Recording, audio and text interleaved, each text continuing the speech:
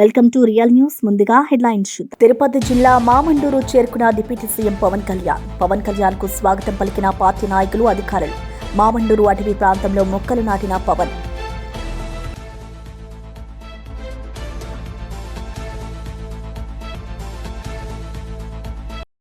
Hanamkonda Fatima junction లో తెలంగాణ జాగృతి అధ్యక్షురాలు కవిత road show.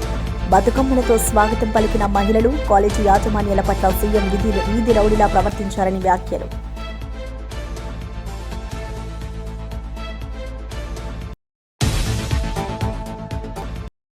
అసెంబ్లీలో లోకేష్ తల్లిని నేను అవమానించలేదు, కావాలంటే రికార్డ్స్ చూసుకోవచ్చు అన్న అంబటి రాంబాబు. మీ నాన్నను జైల్లో పెడితే కనిపించిన వాళ్ళందరినీ జైల్లో పెడతావా అంటూ ప్రశ్న. జైల్లో పెడితే ఏమవుతుంది, చచ్చిపోతామా? మీ సవాళ్లకు మేం భయపడమంటూ వ్యాఖ్య. ప్రజల దృష్టి మరల్చేందుకే నాపై రేవంత్ రెడ్డి ఆరోపణలు చేస్తున్నారన్న కిషన్ రెడ్డి. ఎన్నికల హామీల అమల్లో రేవంత్ విఫలమయ్యారన్న కిషన్ రెడ్డి. హైకమాండ్ కు భయపడే కేసీఆర్ పై చర్యలు తీసుకోవడం లేదని ఆరోపణ. తెలంగాణ అభివృద్ధిపై చర్చకు రావాలని రేవంత్ కేసీఆర్ కు సవాల్. వారణాసిలో 4 కొత్త వందే భారత రైళ్ల ప్రారంభం. ప్రధాని నరేంద్ర మోడీ చేతుల మీదుగా పత్తు చెందా. బెంగళూరు, ఖజారహో, సహరాన్పూర్, ఢిల్లీకి కొత్త సర్వీస్. ప్రజలకు సౌకర్యవంతమైన ప్రయాణం, కనెక్టివిటీయే లక్ష్యం. కీలక మార్గాల్లో గణనీయంగా తగ్గనున్న ప్రయాణ సమయం. ప్రధానమంత్రి నరేంద్ర మోదీ వందే భారత్ రైళ్ల ప్రారంభోత్సవాల సందర్భంగా విద్యార్థులు, ప్రజల సృజనాత్మకతను అభినందించారు. ప్రతి వందే భారత్ రైలు ప్రారంభం సందర్భంగా వికసిత్ భారత్, సెక్యూర్ భారత్ వంటి ఇతివృత్తాలపై చిత్రలేఖన పోటీలు నిర్వహించడం ఒక కొత్త సాంప్రదాయంగా ప్రారంభమైందని తెలిపారు. ఈ కార్యక్రమాలు దేశ యువతలో జాతీయతా భావం, ఆవిష్కరణాత్మక ఆలోచనలను పెంపొందిస్తున్నాయని అన్నారు.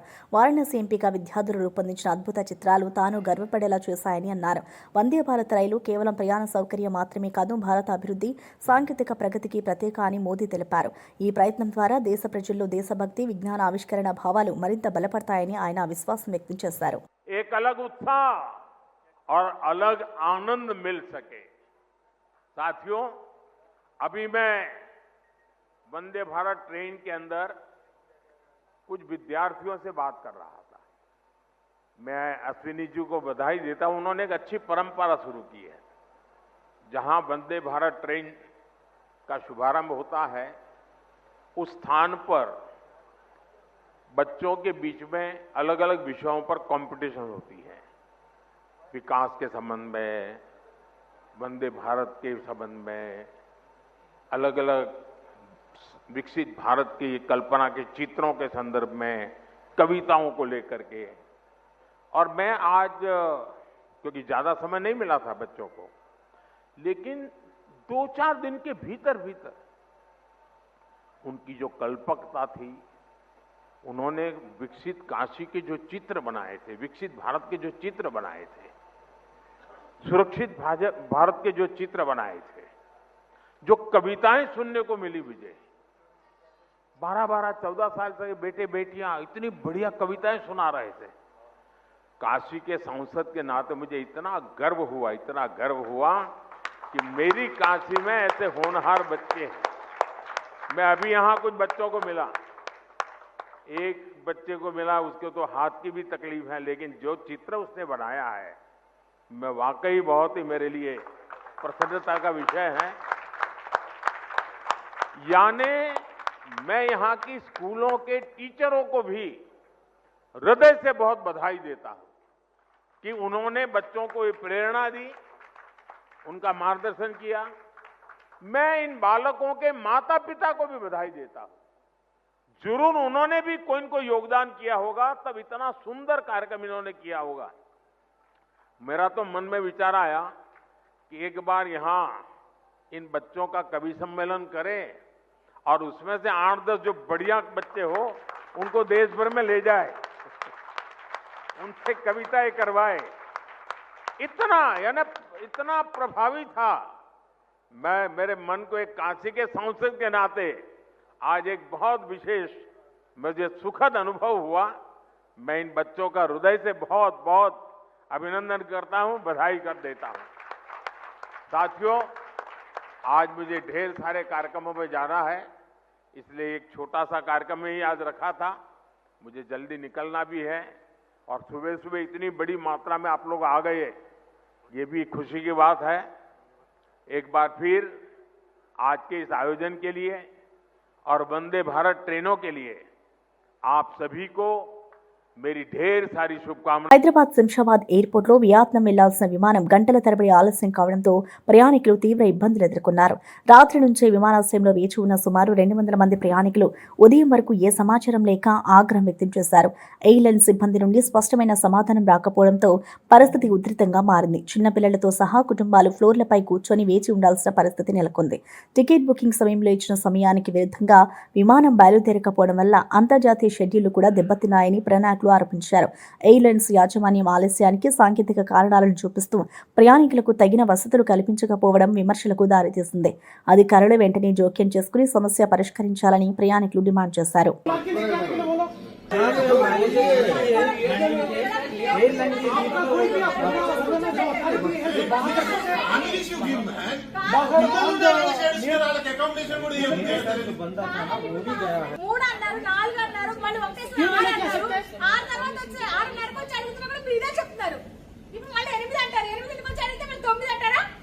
ब्लैंकेट भी पूरा चेकिंग में है ना भाई। కాదు మేము ఉండడానికి కనీసం అరేంజ్‌మెంట్స్ ఉన్నాయా? तो ब्लैंकेट भी नहीं दे। చిన్న పిల్లాడు 1 ఇయర్ బాబు చలికి వణికిపోతున్నాడు అక్కడ. మొత్తం లగేజ్ అంతా అక్కడ పడేసి వచ్చాం మేము. అక్కడ ఇచ్చేసి వచ్చాం చెక్-ఇన్ లో. మీరు కనీసం ఆ బాబుకి పడుకోవడానికి అరేంజ్ చేయండి. ఫ్లైట్ కోసం అడగట్లేదు నేను చెప్పి వచ్చి అడిగాను. అప్పుడు లేదు. ఇప్పుడు నా హస్బెండ్ కి వణుకు వచ్చింది, ఫీవర్ వచ్చేసింది, కప్పడానికి లేదు, ఏమీ లేదు. ఏం చేయాలి? కనీసం హాట్ వాటర్ కూడా దొరకట్లేదు ఇక్కడ. కొనుక్కోవాల్సి వస్తుంది ప్రతిదీ. మేమిద్దరం కపుల్ ఆల్మోస్ట్ 2.7 lakhs పే చేసినాం. ప్లస్ ఫ్లైట్ టికెట్స్ ఒక 70,000, మొత్తం అరౌండ్ వీసాస్ అంతా కలిపి హోటల్స్ అంతా కలిపి 3.5 lakhs అట్లా పే చేసినాం మేము. ఇప్పుడు వీళ్ళు ఫ్లైట్ లేదు, ఎప్పుడు స్టార్ట్ అవుతుందో తెలియదు అంటున్నారు. Indefinitely it is postpone cancelled. రాజకీయ స్వాతంత్ర్యం, ప్రజాస్వామ్య విలువలను కాపాడింది టీడీపీనే అని మంత్రి నారా లోకేష్ స్పష్టం చేశారు. ఎన్టీఆర్ నుంచి చంద్రబాబు వరకు ప్రజల హక్కుల కోసం పోరాడిన టీడీపీ చరిత్ర ఎవరికీ అందినదని అన్నారు. బీసీ సోదరుల సమస్యలు పరిష్కారం అయ్యే వరకు తాను నిద్రపోనని హామీ ఇచ్చారు. ప్రజలకు ఇచ్చిన ప్రతి హామీని నిలబెట్టుకునే పార్టీగా టీడీపీని ప్రజలు విశ్వసించారని పేర్కొన్నారు. రాష్ట్రం అభివృద్ధి పదంలో నడిపించేందుకు చంద్రబాబు తీసుకొచ్చిన సంక్షేమ, సాంకేతిక విధానాలు కీలకమని తెలిపారు. ప్రజల సత్తా కృషితోనే రాజకీయ స్వాతంత్ర్యం సాధ్యమైందని గుర్తు చేశారు. ప్రతి యువకుడు సమాజ నిర్మాణంలో భాగస్వామి కావాలని పిలుపునిచ్చారు. టీడీపీ స్థాపకుడు ఎన్టీఆర్ చూపిన దారిలో ప్రజాసేవే తమ ధ్యేయమని నారా లోకేష్ గర్వంగా పేర్కొన్నారు. కొంచెం ఆలస్యమైంది, కానీ నేను నా బాధ్యతగా తీసుకుని ఆ ఫైల్స్ అని నేను ఢిల్లీకి తీసుకెళ్లి అనేక సార్లు కేంద్ర ప్రభుత్వంతో మాట్లాడి ఈరోజు శాంక్షన్ చేయించుకుని మేము వచ్చాం. ఆర్డిటిని కాపాడితే కాదు, ముందరికి ప్రోత్సహించే బాధ్యత మేము తీసుకుంటామని ఈ సభాముఖంగా అనంతపూర్ ప్రజలందరికీ నేను హామీ ఇస్తున్నా. ఇక్కడున్న బీసీ సోదరులందరూ కూడా ఒక విషయం ఆలోచించుకోవాలి. మనకి రాజకీయ స్వాతంత్రం వచ్చింది తెలుగుదేశం పార్టీ వల్లనే. అన్న ఎన్టీఆర్ దగ్గర నుంచి బాబు గారి వరకు మనకి అండగా నిలబడ్డారు. ఇప్పుడు మీ లోకేష్ మీ ముందర నిలబడుతున్నాడు. గతంలో నేను 3132 కిలోమీటర్లు పాదయాత్ర చేశా. ఉపకులాల వారిగా మిమ్మల్ని అందరినీ కలిసా. మీ సమస్యలు నేరుగా నేను తెలుసుకున్నా. ఆ సమస్యలన్నీ ఇప్పుడు నా గుండెల్లో ఉంది. పరిష్కరించే వరకు నేను నిద్రపోనని ఈ సభాముఖంగా మా బీసీ సోదరులందరికీ నేను హామీ ఇస్తున్నా. ఫైర్ బ్రాండ్ మంత్రి అమ్మ ఉంది. ఎవరు సవితమ్మ. ఎప్పుడు నాతో దెబ్బలాడుతుంది. చెప్తా ఉంటా బీపీ బిల్లలు తీసుకో తల్లి అని. చెప్పిన పని అయ్యే వరకు ఎవరిని వదిలిపెట్టదు. 6 నిమిషాలు మా వెనకాల పరిగెత్తి చేపిస్తుంది తల్లి. ఇప్పుడు తల్లి పైన కూడా బాధ్యత ఉంది. ఒక బీసీ సంక్షేమ శాఖ మార్చులుగా ఆనాడు మనం ప్రజలకు ఇచ్చిన హామీ ఒక పద్ధతి ప్రకారం నిలబెట్టుకోవాలి. మేడం గారు పక్కన ఆర్థిక శాఖ మార్చులు కూడా నుంచున్నారు, కేశవన్న గారు. డబ్బులు కూడా త్వరితగతిగా విడుదల చేయాలని ఈ సభాముఖంగా పెద్దల్ని కూడా కోరుకుంటూ, అదేవిధంగా పార్థసారథి ఉన్నారు వేదికమైన. ఆయన మన తరపున జూబ్లీహిల్స్ ఉప ఎన్నికను ప్రజలు అభివృద్ధి కోసం ఉపయోగించుకోవాలని రవాణా మరియు బీసీ సంక్షేమ శాఖ మంత్రి పొన్నం ప్రభాకర్ పిలుపునిచ్చారు. కాంగ్రెస్ పార్టీ అధికారంలో ఉన్న ఈ సమయంలో అభివృద్ధి అవకాశాలను వినియోగించుకోవడం ఎంతో ముఖ్యమని అన్నారు. జూబ్లీహిల్స్ అభివృద్ధి అధికార కాంగ్రెస్ ప్రభుత్వంతోనే సాధ్యమని పేర్కొన్నారు. గతంలో కంటోన్మెంట్ ఉప ఎన్నికల్లో ప్రజలు కాంగ్రెస్ పై నమ్మకంతో ఓటు వేసి అభివృద్ధికి దారి చూపినట్లు గుర్తు చేశారు. యువకుడు, విద్యావంతుడు, స్థానికుడు అయిన నవీన్ యాదవ్ కు మీ విలువైన ఓటు వేయాలని ప్రజలను కోరారు. నవంబర్ 11న జరగనున్న ఎన్నికల కోసం ప్రభుత్వం సెలవు ప్రకటించిందని తెలిపారు. ప్రతి ఓటరు తమ ఓటు హక్కును వినియోగించి అభివృద్ధి పాలనకు మద్దతు ఇవ్వాలని విజ్ఞప్తి చేశారు. జూబ్లీహిల్స్ భవిష్యత్ అభివృద్ధి మీ బాటలోనే ఉందని మంత్రి పొన్నం ప్రభాకర్ పేర్కొన్నారు. ప్రజలు ఈ ఉప ఎన్నికల్లో జూబ్లీహిల్స్ అభివృద్ధి కొరకు నిర్ణయించుకోవాల్సిన అవసరం ఉంది కాబట్టి తప్పకుండా మీరంతా మరి ప్రభుత్వం అధికారంలో ఉంది, జూబ్లీహిల్స్ అభివృద్ధిని చేయడానికి అవకాశం ఉంది. గతంలో జరిగిన ఉప ఎన్నికల్లో కంటోన్మెంట్లో కాంగ్రెస్ గెలిపించినారు. అభ్యర్థి స్థానికుడు, యువకుడు, విద్యావంతుడు కాబట్టి ఇన్ని కోణాల దృష్ట్యా కాంగ్రెస్ పార్టీ అభ్యర్థి నవీన్ యాదవ్ని గెలిపించడానికి 11వ తేదీ నాడు తప్పకుండా పోలింగ్ బూత్కి వచ్చి తమరి అమూల్యమైన ఓటు వేయాల్సిందే విజ్ఞప్తి చేస్తా ఉన్నాను. తిరుపతి జిల్లా మామండూరులో ఉప ముఖ్యమంత్రి పవన్ కళ్యాణ్ పర్యటన సందడి సృష్టించింది. అటవీ శాఖ అధికారులు, పార్టీ నాయకులు ఘనంగా స్వాగతం పలికారు. పర్యావరణ పరిరక్షణకు ప్రతీకగా మామండూరు అటవీ ప్రాంతంలో మొక్కలు నాటిన పవన్ కళ్యాణ్ ప్రజలందరూ ఒక చెట్టు నాటాలని పిలుపునిచ్చారు. ప్రకృతిని కాపాడడం భవిష్యత్ తరాల బాధ్యత అని ఆయన పేర్కొన్నారు. అభివృద్ధి పేరుతో ప్రకృతిని నాశనం చేయడం ఆపాలని ప్రభుత్వం పర్యావరణ హిత కార్యక్రమాలకు ప్రాధాన్యం ఇస్తుందని అన్నారు. తమ పర్యటనలో పవన్ కళ్యాణ్ స్థానికులతో మాట్లాడి వారి సమస్యలు తెలుసుకున్నారు. అటవీ సంరక్షణ, వన్యప్రాణుల రక్షణకు యువత ముందుకు రావాలని సూచించారు. హరితహారం కార్యక్రమానికి మళ్లీ ఊపునివ్వాలని సంకల్పించారు. ప్రజలతో కలిసి మొక్కలు నాటిన పవన్ కళ్యాణ్ కార్యక్రమం ఆ ప్రాంతంలో విశేష ఆకర్షణగా నిలిచింది. హన్మకొండ ఫాతిమా జంక్షన్ లో తెలంగాణ జాగృతి అధ్యక్షులు కల్వకుంట్ల కవిత రోడ్ షోలో పాల్గొని ఉత్సాహాన్ని నింపారు. బతుకమ్మలతో స్వాగతం పలికిన మహిళలను పలకరించిన ఆమె విద్యార్థుల ఫీజు రియంబర్స్మెంట్ సమస్యలపై ప్రభుత్వంపై మండిపడ్డారు. ఫీజులు చెల్లించకపోవడంతో విద్యార్థులు, కాలేజీలు తీవ్ర ఇబ్బందులు పడుతున్నాయని పేర్కొన్నారు. విద్యార్థుల భవిష్యత్తుతో ప్రభుత్వం రాజకీయాలు ఆడుతుందని ఆవేదన వ్యక్తం చేశారు. పెన్లు ఎప్పుడుంది? 26 తారీఖు.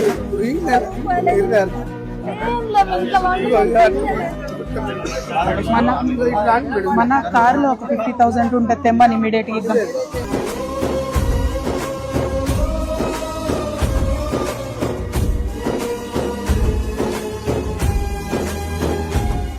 ఫీజు రియంబర్స్మెంట్ రాక మాకు ఇబ్బంది అవుతుందని ప్రత్యక్షంగా చెప్పడానికి ఇక్కడి వరకు రావడం జరిగింది.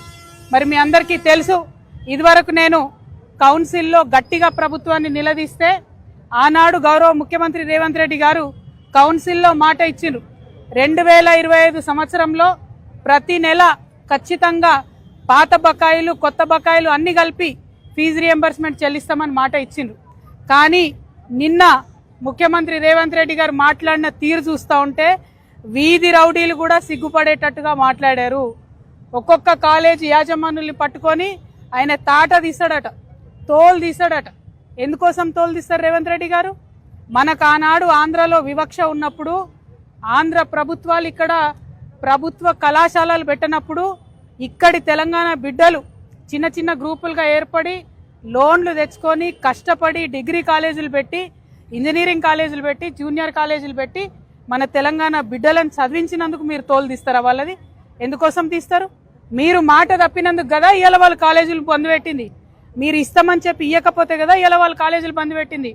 కాలేజీ యజమానులకు మేము కూడా అప్పీల్ చేసినాం, మీరు సింబాలిక్గా 1-2 డేస్ బంద్ చేయండి, పిల్లల చదువులు ఎఫెక్ట్ పడకుండా చేయండి, మీ తరఫున కొట్లాడతామని మేము కూడా అప్పీల్ చేసినాం. కాకపోతే వాళ్ళు కడుపు మండి ఉన్నారు, నడపలేనటువంటి పరిస్థితిలో ఉన్నారు, పేద పరిస్థితిలో ఉన్నారు. మరి మీరు కాంట్రాక్టర్లకు పైసలు ఇస్తారు ఎట్లా, కాలేజీలకు పైసలు ఇయ్యారు ఎందుకు? అవి పక్కన పెట్టుకొని మీ తప్పులు పక్కన పెట్టి, మీ తప్పులు దాచిపెట్టి కాలేజీ వాళ్ళ మీద మీరు నిన్న చేసినటువంటి వీరంగం అన్నది తప్పు. దీన్ని మేము తీవ్రంగా ఖండిస్తూ ఉన్నాం. మీరు క్షమాపణ చెప్పాలి. మిమ్మల్ని 1800 నుంచి 2000 కాలేజీలు బంద్ పెట్టిరండి. మీరు నిన్న 2-3 పేర్లు చెప్పారు. ఏమన్నారు? 2-3 పేర్లు చెప్పి వీళ్ళు మమ్మల్ని ఈ పర్మిషన్ అడిగినారు, ఆ పర్మిషన్ ఇయ్యను, నేను ఇయ్యను అంటున్నారు. ఇయ్యకండి. 10 మంది మిమ్మల్ని పర్మిషన్ అడిగిన వాళ్ళని పక్కన పెట్టండి. మిగతా 100లాది కాలేజీలు ఏం చేసినాయి మిమ్మల్ని? మిగతా 100లాది కాలేజీలో చదువుతున్న పిల్లలు ఏమైపోవాలా? వాళ్ళ భవిష్యత్ ఏమైపోవాలా? అది ఆలోచించమని నేను ప్రభుత్వాన్ని డిమాండ్ చేస్తా ఉన్నాను. ఖచ్చితంగా కాలేజీ యాజమాన్యాల పక్షాన మేము నిలబడతాం. ఎందుకోసం అంటే ఎప్పుడైతే తెలంగాణలో ప్రభుత్వ కాలేజీలు లేవో, మన తెలంగాణ మనకు కానటువంటి సందర్భంలో కూడా వాళ్ళు తెలంగాణ ప్రజల పక్షాన్ని నిలబడ్డారు. ఇవాళ ఫీ రియంబర్స్మెంట్ అంటే పేద పిల్లల కోసమే, వేరే వాళ్ళ కోసం కాదు. మీరు మాట తప్పి యజమానులను అట్లా మాట్లాడడం చాలా చాలా దారుణం. మేము దాన్ని తీవ్రంగా ఖండిస్తున్నాం. ఎట్ ద సేమ్ టైం నిన్న మీరు డబ్బులు ఇచ్చిన వెంటనే వాళ్ళు మళ్ళా కాలేజీలు మొదలుపెట్టి. తాడేపల్లిలోని వైఎస్ఆర్సీపీ కేంద్ర కార్యాలయంలో కవి, తత్వవేత్త, సంగీతకారుడు శ్రీ కనకదాసు జయంతి ఉత్సవాలు భక్తి శ్రద్ధలతో నిర్వహించబడ్డాయి. పార్టీ నేతలు, కార్యకర్తలు పెద్ద సంఖ్యలో హాజరై ఆయన విగ్రహానికి పూలమాలలు వేస్తూ నివాళులర్పించారు. కనకదాసు బోధనలు సమానత్వం, సత్యం, సేవాభావాలను ప్రతిబింబిస్తాయని స్పీకర్లు పేర్కొన్నారు. ఆయన రచనలు మానవతా విలువలకు మార్గదర్శకమని గుర్తు చేశారు. కార్యక్రమంలో పాల్గొన్న వైఎస్ఆర్సీపీ నేతలు ఆయన చూపిన మార్గంలో నడుస్తామని ప్రతిజ్ఞ చేశారు.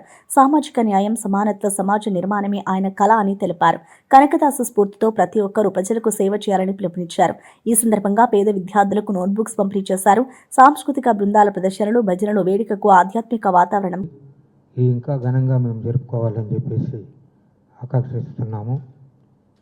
ఇక మీదట ఈ పార్టీ ఆఫీస్లో జరిగే ప్రతి కార్యక్రమంలో ప్రతి సంవత్సరము ఈ యొక్క కనకదాస్ జయంతి జరుగుతుంది. దానికి పార్టీ ఆఫీస్ ఇన్ఛార్జ్ ఎమ్మెల్సీ గారు, అప్పిరెడ్డి గారు మాకు ప్రామిస్ చేశారు. ఆ తర్వాత ఈ ఫంక్షన్కి వచ్చిన మాజీ ఎంపీ గోరెంట్ల మాధవ్ గారికి, తర్వాత నేను పిలువంగానే వచ్చిన ఆదోని సోదరులకు, మంత్రాలయం సోదరులకు, అలాగే ఆలూరు సోదరులకు, తర్వాత ఏలూరు సోదరులకు, వీళ్ళందరికీ నేను ధన్యవాదాలు తెలుపుతూ సెలవు తీసుకుంటున్నాను. ఇప్పుడు మాజీ పార్లమెంట్ సభ్యులు గౌరవ పెద్దలు కోరంట్ల మాధవ్ సార్ మాట్లాడవలసి కోరుతున్నాం సార్.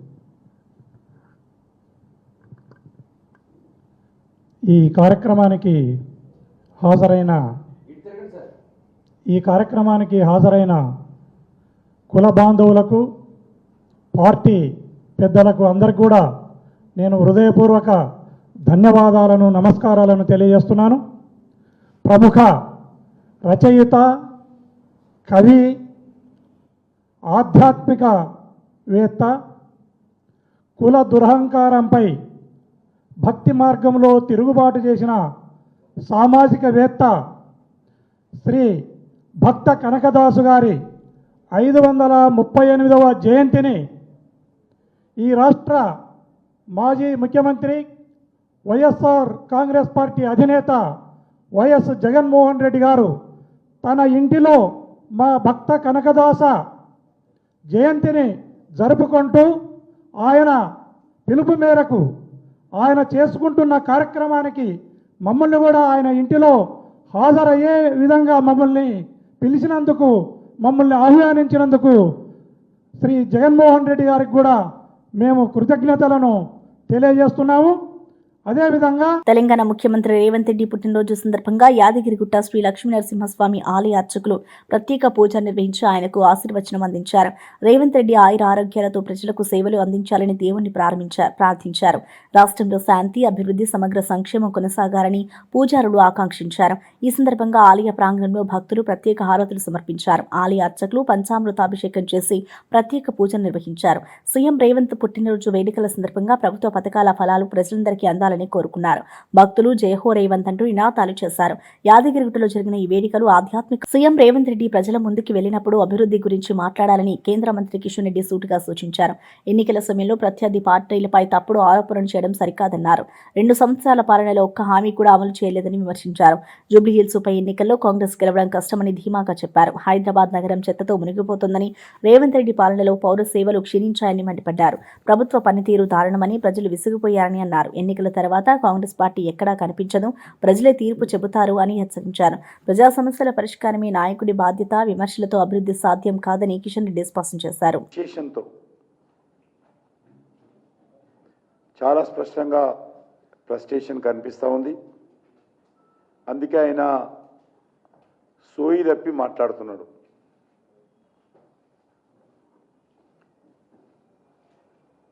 ఎవరైనా ఒక ముఖ్యమంత్రి ఎన్నికలప్పుడు కానీ, ప్రజల మధ్యకు వెళ్ళేటప్పుడు కానీ, తన ప్రభుత్వము ఏం చేసిందో వివరించి,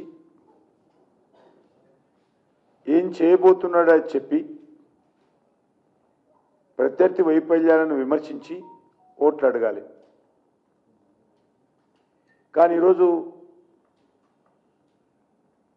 ఎన్నికలకు ముందు ఏమీ హామీ ఇచ్చాడు, ఆ ఒక్క మాట కూడా మాట్లాడాడు. 2 సంవత్సరాల్లో ఇచ్చినటువంటి హామీల మీద ఏం చేశాడు, ప్రభుత్వము ఈ యొక్క హామీలను ఏ మేరకు అమలు చేసిందో దాని మీద ఒక మాట మాట్లాడాడు. ప్రత్యర్థి పార్టీల మీద విమర్శ అది పార్టీ పరంగా సమస్యల పరంగా ఉండాలి. కానీ ముఖ్యమంత్రి పూర్తిగా గత 2 సంవత్సరాలలో ఇచ్చినటువంటి ఏ ఒక్క హామీ అమలు చేయకుండా పూర్తిగా వైఫల్యం చెంది ప్రజలలో వస్తున్నటువంటి టీడీపీ నేత నారా లోకేష్ ఆరోపణలకు స్పందించిన మంత్రి అంబటి రాంబాబు, లోకేష్ తల్లిని నేను ఎప్పుడూ అవమానించలేదు, కావాలంటే అసెంబ్లీ రికార్డులు చూసుకోండి అన్నారు. రాజకీయ ప్రయోజనాల కోసం తప్పుడు ప్రచారం చేస్తున్నారని ఆరోపించారు. మీ నాన్నను జైల్లో పెట్టారంటే కనిపించిన వాళ్ళందరినీ జైల్లో పెడతావా అంటూ లోకేష్ పై సూటి ప్రశ్నలు వేశారు. జైల్లో పెడితే చచ్చిపోతామా, మేం భయపడం అని తేల్చి చెప్పారు. వైసీపీ ప్రభుత్వం ప్రజల కోసం పనిచేస్తుందని, టీడీపీ మాత్రం నాటకాలు ఆడుతుందని విమర్శించారు. లోకేష్ సవాళ్లతో కాదు, ప్రజాసేవతో గుర్తింపు తెచ్చుకోండి అని సలహా ఇచ్చారు. సభలో చేసిన ప్రతి వ్యాఖ్య రికార్డులో ఉందని, వాస్తవాలను వక్రీకరించి ప్రజలను తప్పుదోవ పట్టించకూడదని హెచ్చరించారు. నేను అనవసరంగా అన్యాయంగా వారి తల్లిగారిని దూషించడం కానీ, వారి తల్లిగారిని అవమానించడం కానీ నేను ఎప్పుడు చెయ్యలేదని కూడా చెప్తున్నా. ఇప్పటికి చెబుతున్నా, అప్పుడు చెప్పా, ఎప్పుడు చెబుతా.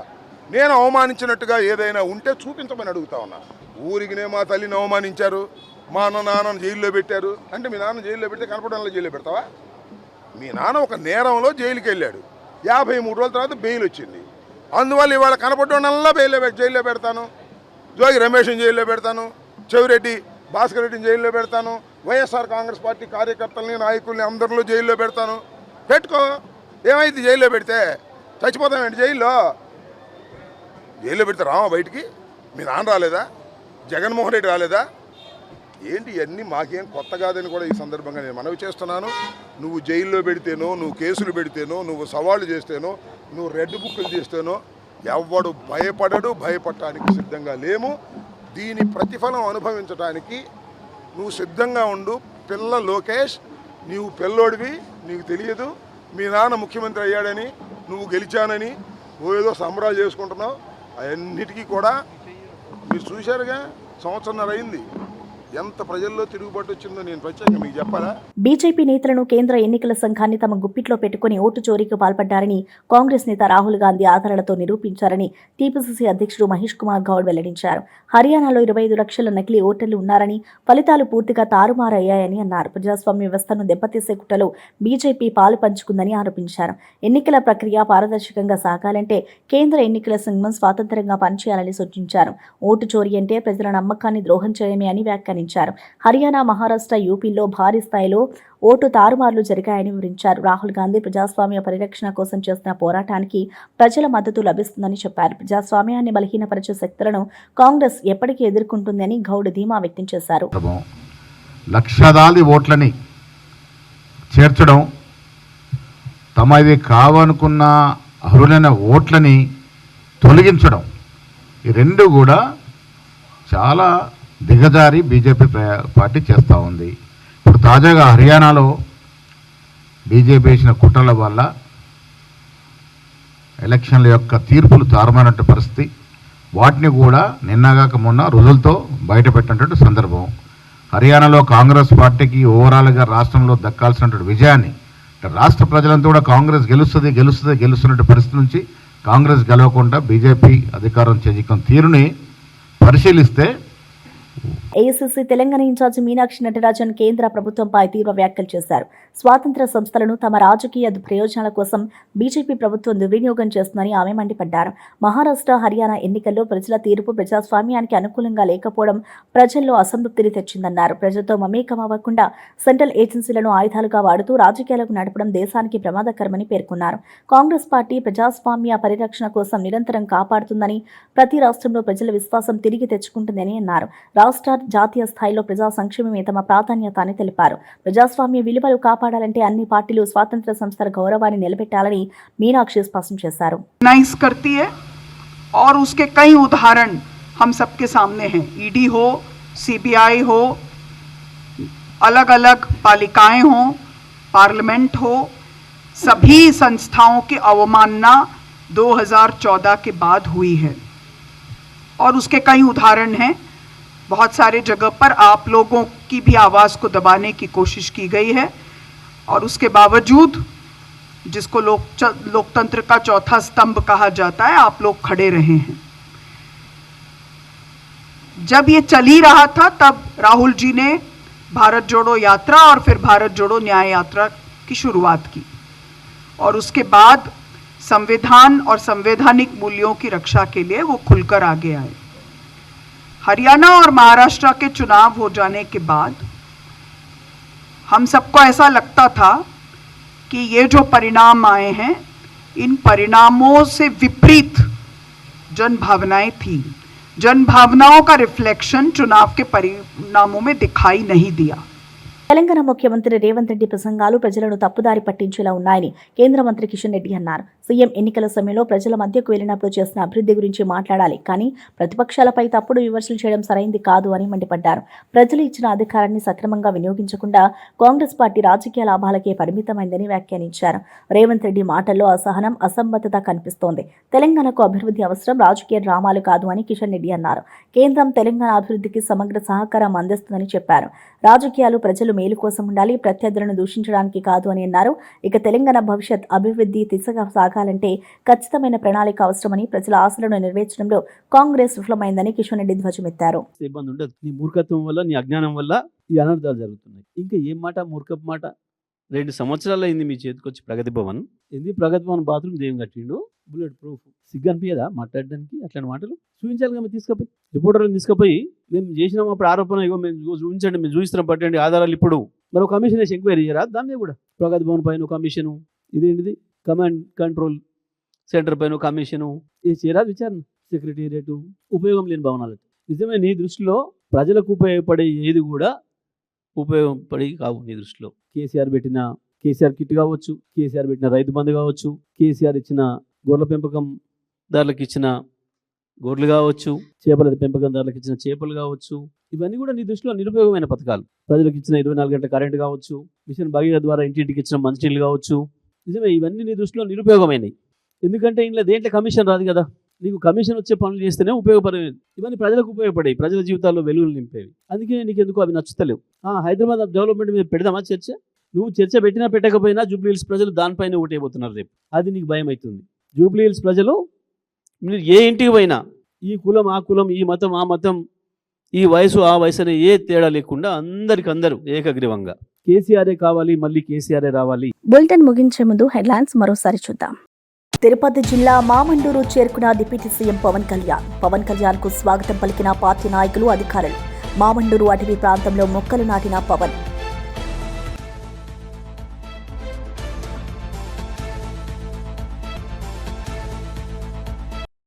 హన్మకొండ ఫాతిమా జంక్షన్లో తెలంగాణ జాగృతి అధ్యక్షురాలు కవిత రోడ్ షో. బతుకమ్మలతో స్వాగతం పలికిన మహిళలు. కాలేజీ యాజమాన్యాల పట్ల సీఎం వీధి రౌడీలా ప్రవర్తించారని వ్యాఖ్యలు.